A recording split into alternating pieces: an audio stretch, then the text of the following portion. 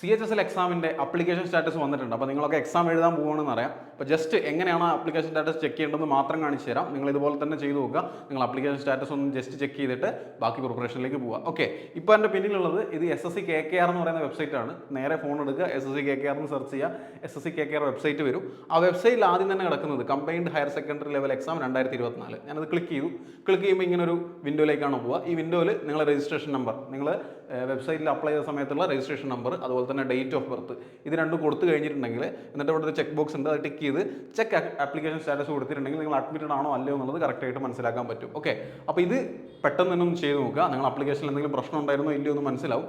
Okay, അത് ചെയ്തതിന് ശേഷം ഇനി അഥവാ നിങ്ങൾക്ക് ചെയ്യാൻ പറ്റുന്നില്ലെങ്കിൽ ഇവിടെ താഴെ കുറച്ച് ഡീറ്റെയിൽസ് കൂടെ കൊടുത്തിട്ടുണ്ട്. നിങ്ങളെ പേര്, അച്ഛൻ്റെ പേര്, ഇതിൻ്റെയൊക്കെ ആദ്യത്തെ 4 ലെറ്റർ വെച്ച് നിങ്ങൾ സെർച്ച് ചെയ്തിട്ടുണ്ടെങ്കിൽ നിങ്ങൾ ആപ്ലിക്കേഷൻ നമ്പർ നിങ്ങൾക്ക് കിട്ടും.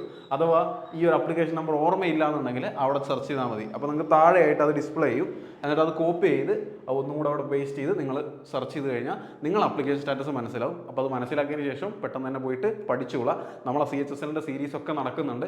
യൂട്യൂബിലൊക്കെ ആയിട്ട് ഏറ്റവും ഫ്രീ ആയിട്ടുള്ള സീരീസ് കിടക്കുന്നുണ്ട്. അത് മുഴുവനായിട്ട് കണ്ടതിന് ശേഷം ഏറ്റവും കോൺഫിഡൻ്റ് ആയിട്ട് പോയിട്ട് എക്സാം എഴുതുക. എക്സാമിൻ്റെ സമയത്ത് ഞങ്ങളും കൂടെ ഉണ്ടാവും.